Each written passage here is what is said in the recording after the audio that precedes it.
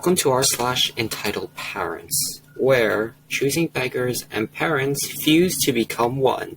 Probably the most horrifying combination ever. Our first post is by Dark909911. A short time does not mean you can go on a cruise.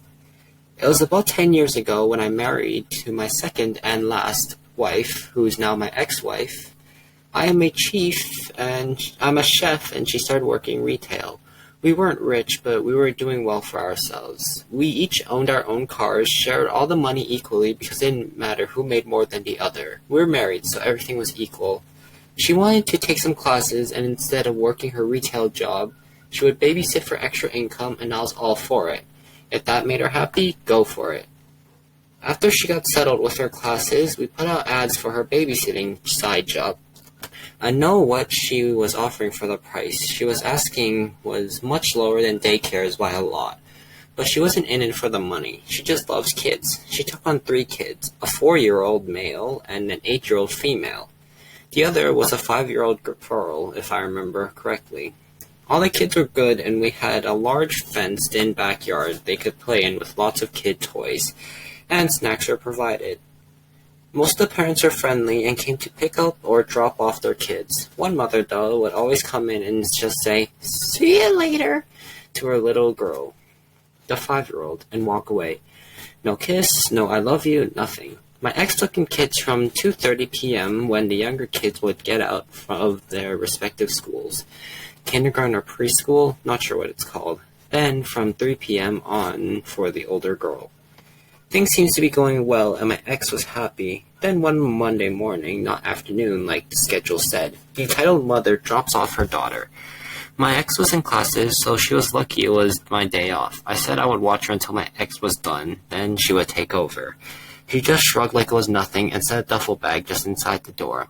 I've never been part of this, except to talk to the kids and entertain them now and then, so I didn't know the drop-off/pickup procedures.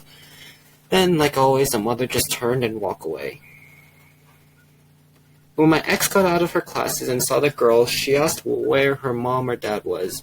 She said, "Mommy's going to be away for a few days. She said I'm staying here with you." Immediately, my ex started calling the girl's mother, only for it to go straight to voicemail. She had another number listed as dad. It went to voicemail as well. So my ex watched all 3 kids like usual, and the parents of the 2 kids came on time and left. The little girl usually got picked up at 6:30, but not today. That time came and went, then 8:30. Then it was close to 10 p.m. The entire time my ex was calling these numbers with the same results, nothing but voicemail. By this time the little girl had fallen asleep and we had put her in the spare room. The ex called the police to let them know what was going on, but said we will keep her with us for now until we reach the mother. After many tries to both numbers and with no better results, I went on Facebook and found this woman's profile. I was going to look for a family member or a contact we could call. As soon as the home page came up, my jaw hit the floor. There was a picture of them on a cruise ship deck as it was leaving port. I called my ex to see, and she was flabbergasted as I was. Going through her friends list, I saw her mother. I contacted her to let her know what was happening and someone had to pick this girl up. We didn't sign up for that. Her mother told us she would be there as soon as she could. But after 2 hours, the grandmother showed up to collect the little girl, but she wasn't alone. She brought the little girl's father. By the way the girl squealed out, "Daddy!" then ran and hugged him. I knew it's been a while since they last saw each other. We invited them in for coffee, and the grandmother told us his story. From what she told us, her daughter had taken the daughter and ran off with some rich guy and didn't tell anyone where she was.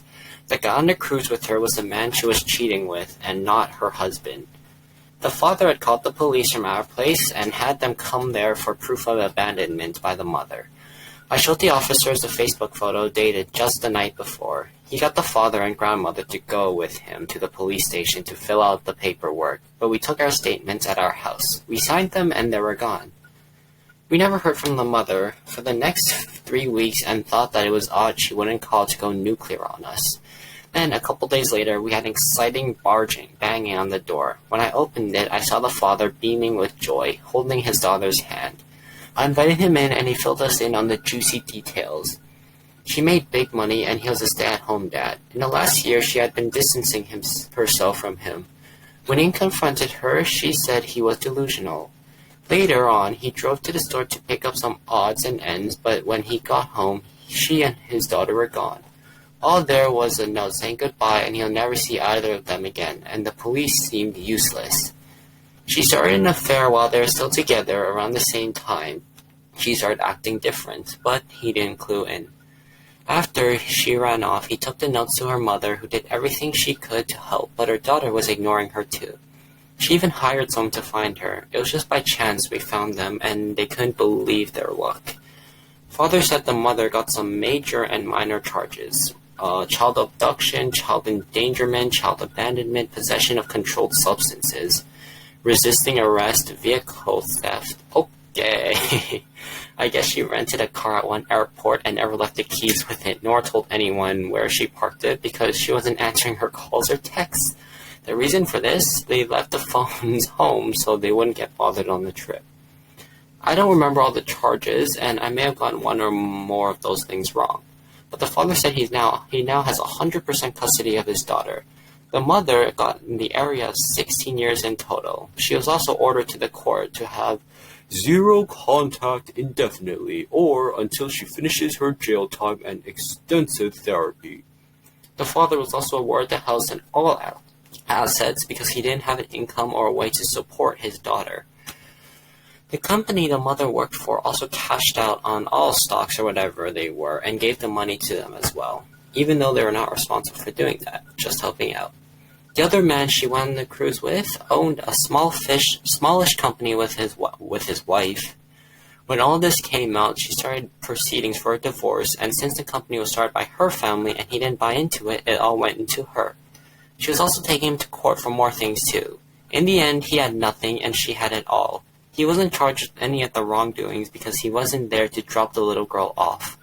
My ex is sad to be losing such a sweet little girl, but they stayed in contact. As far as I know, they are still in contact. The dad got a job with the kitchen I worked in as a server. I didn't get him the job. He did that all himself.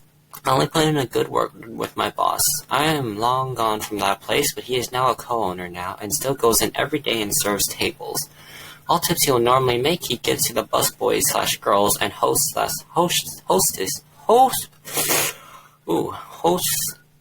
female hosts because they are part-time high school kids who wouldn't get tips. I hope her cruise was worth it. Gee, I'm not gonna lie.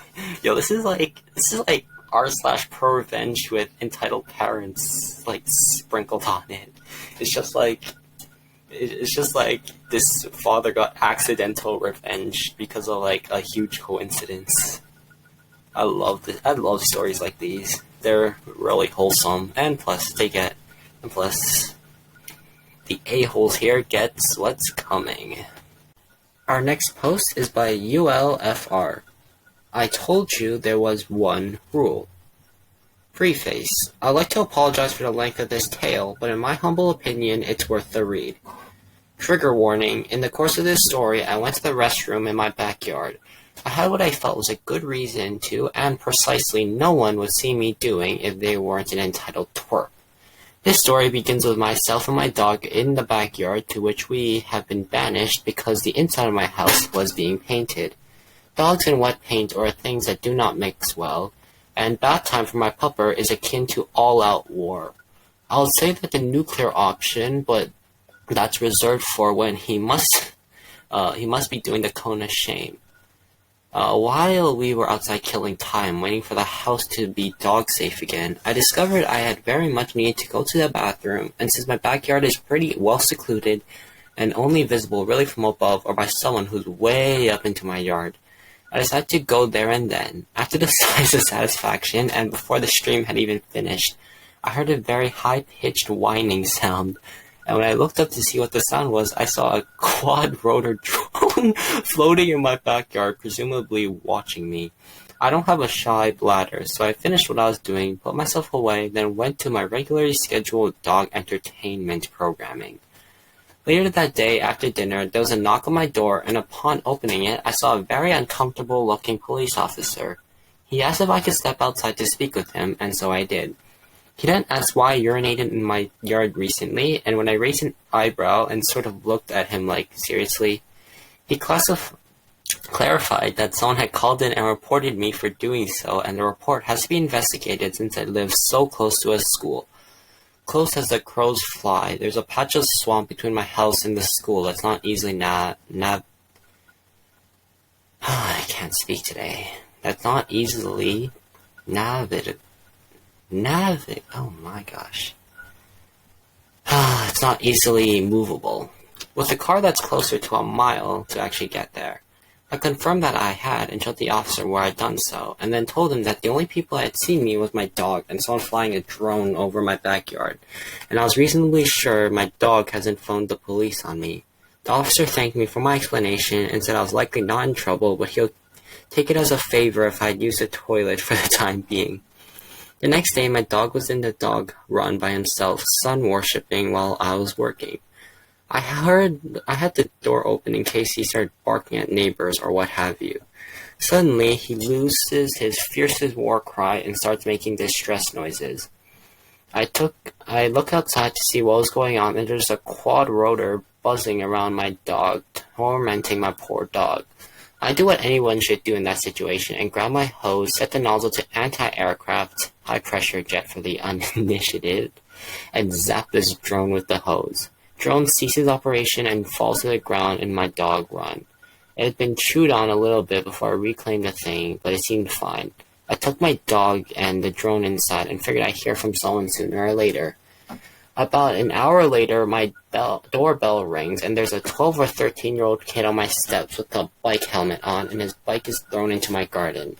I asked if I could help him, and he demands I return his drone. I asked him why I should when he's all done with it, and my experience is harassment. He started foot stomping and throwing a shrieking tantrum. My cousin, who's 7, had grown out of throwing many moons ago, demanding I gave the drone back now. He actually concluded with, "And that's final!" I found that frankly adorable and started laughing.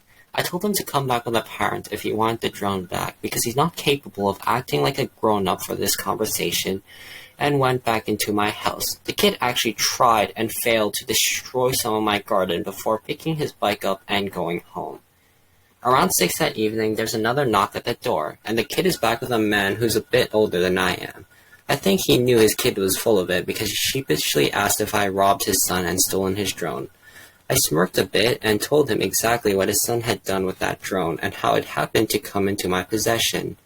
His face couldn't decide between chagrin and fury. He then turns and asks his son if that's really what happened. His son just starts bawling because he knows he's caught, and the dad says, "When I bought you that drone, I said there was one rule. You don't bother people with the drone." The dad apologizes on his son's behalf and says I can keep it. The kid emits a squawk of indignation and fury and says, "I'm telling Mom!" Then there's a scuffle between them while the dad wrangles the kid back into the vehicle they arrived in. And then the dad comes back and gives me his cell number with instructions to text him if his ex-wife should darken my doorstep. I said I would and waved goodbye, mostly to needle the kid because the twerp had it coming. A few days later, around lunchtime, I heard an ominous bang sound, followed shortly by pounding on my front door. Not knocking, pounding. That's not the right sound, is it? I don't have... Okay, whatever. As I got closer to the door, I could hear a high-pitched shrieking, and I connected some dots. Before opening the door, I found a drone dad contact in my phone and texted, "I think she's here." Then I opened my door and was greeted with the sight of an extremely irate, younger than usual Karen. When the woman sees me, she starts screaming at me for stealing from her precious boy and how I am the worst human being to ever grace the face of the earth in her estimation. She got quite the head of steam working up, and I can see almost immediately that I'm not allowed to talk. So I decide to pour gasoline on the fire instead of send a follow-up text. I can see why he got a divorce. Right then, I hit send. This woman slaps the phone out of my hand onto the ground and demands I look at her while she's talking to me. I go for a non sequitur and say, "At me." This startles the Karen long enough for me to clarify. Talking at me, this isn't a conversation. It's worth noting it's about 12:30 p.m. and this woman had marlet breath so strong I felt like I was getting buzzed just being yelled at by her. What the hell is marlet? She lets out a squawk and starts to puff up like a blowfish, readying another verbal salvo when I hold up a finger, swoop to grab my phone, and then speak out the police non-emergency line on my phone. Because it's pretty obvious how this is going to go. When she demands to know who I'm calling, I calmly tell her that I'm calling the police. Her response was, and this was a direct quote, "Effing good! Let's see how the pigs deal with a mosquito-dicked weasel like you who steal from children." Oh my gosh. The operator actually heard that, and bless this woman's heart, she actually said, "I think I understand the nature of her call. Can you give me the address where this is happening?" I did, and the operator thanked me and said a response was on the way. While I was talking to the operator, I got a reply from the dad. Oh God, tell me she's not drunk. Oh. Deciding I didn't need my phone slapped out of my hand again, I just sent a thumbs down reply to the text and settled in to get yelled at incoherently until backup arrived. It wasn't all that long in coming, maybe 5 minutes total before the boys in blue showed up. It wasn't until they pulled up that I noticed this woman had missed my driveway and actually winged my mailbox pulling up into the lawn.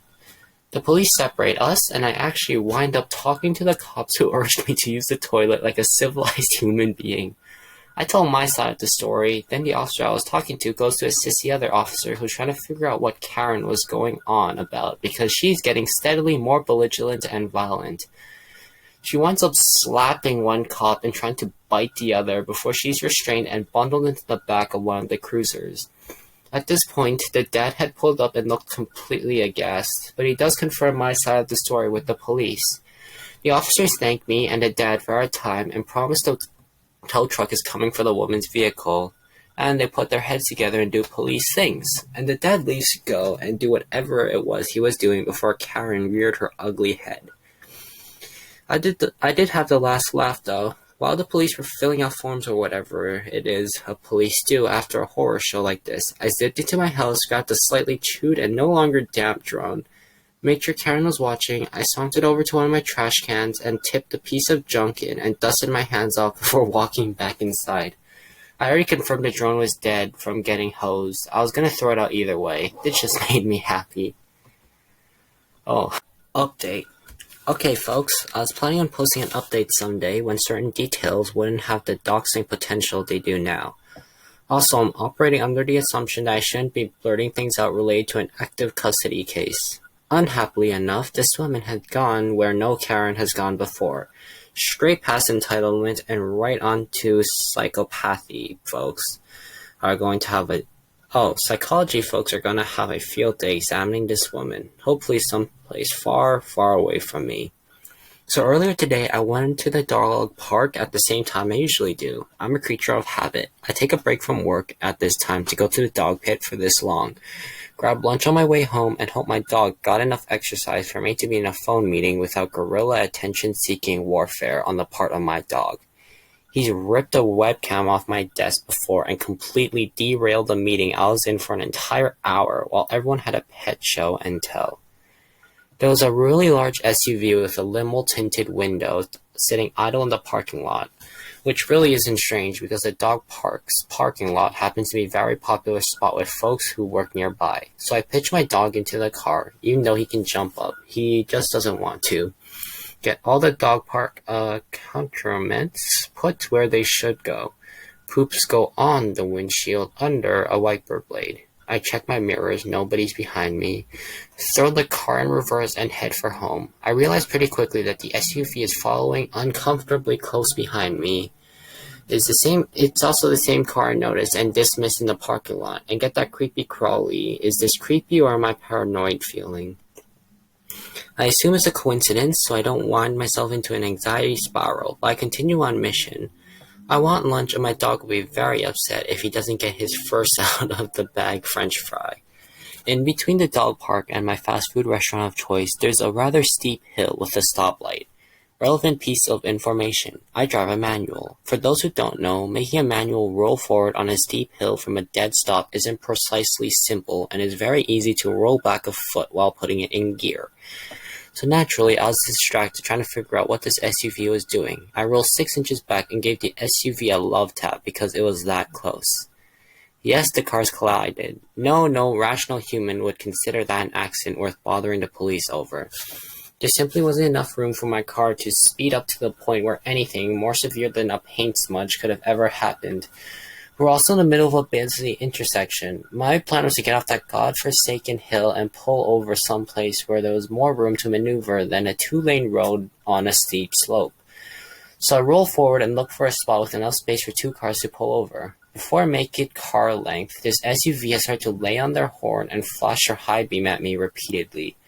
I proceed with my plan because road safety is a thing they teach in driver's education. I pull in and exit my vehicle, bracing myself for whatever it is that's coming, and the SUV proceeds to sit there. No doors open, car just ominously idling. It's a tall enough SUV that I can't see over the hood very well, and I'm not going to start something by walking around to the side of the car. A few minutes pass, and then 2 police cruisers roll up to us with sirens on and moving at an alarming pace for a run-of-the-mill not accident. The 2 officers both block our cars and exit their respective vehicles with weapons drawn. I pull my hands up and start pretending I'm a statue, because what the actual F is going on? Then I recognize the policeman I've spoken with a couple times ago, and he returns the favor, followed shortly by him putting the gun back in his holster. While I'm slowly unfreezing and trying to determine if I just wet myself, he turns to the other officer and says some numbers or something, which I guess in cop speak means nobody is actually in danger here. And she puts her gun away as well. The policeman I recognize says they got a 911 call about me road raging and fleeing the scene of an accident. I said nope, I was just leaving the dog park with my dog in the car, and the SUV, who was much too close behind me, got a love tap. SUV started beeping and flashing like a psycho once I started driving to find a safe place to pull over, and it just sat there since. Officer, with all due respect, if I was going to road rage, I probably wouldn't do it while my dog's unbuckled in the back seat. The cop I know looks at the other cop. She nods, and they proceed over to the SUV. I think in situations where violence was reported, they work in tandem rather than separately. I don't know, when the officer reaches the SUV window and the window rolls down and his jaw drops, and no cap, he actually facepalmed. The woman starts screeching about how I rammed her car in reverse and then tried to escape. It takes me a moment because it's the last time I heard this voice. It was slurring pretty badly and she sounded sober now. But it's Karen, the same woman who drove to my house, murdered an innocent mailbox, and yelled at me for something her ex-husband did. The officer regains his composure and asks Karen to step out of her vehicle. She says no, she doesn't want to. She doesn't have to unless she's been charged with the crime. The officer informs her that relates to search, not exiting your vehicle, and that you really need to get out of your vehicle now. Things devolve rapidly from there. In the interest of not making myself dumber by proxy, I will not attempt to relay Karen's discussion with the police. But I will mention the highlights of the conversation. Of course he put the car in reverse and hit Of course he put the car in reverse and hit me. Cars don't go backwards without being in reverse. If you want to go forward, you just let off the brake. The relevant portions of the discussion are, Karen actually spent money on a private detective to follow me around for 2 days. Luckily, the investigator got the easiest job on the planet. Once she knew what my daily habits were like, I don't go out often, #quarantine life. She took it upon herself to actually follow me anytime I went out.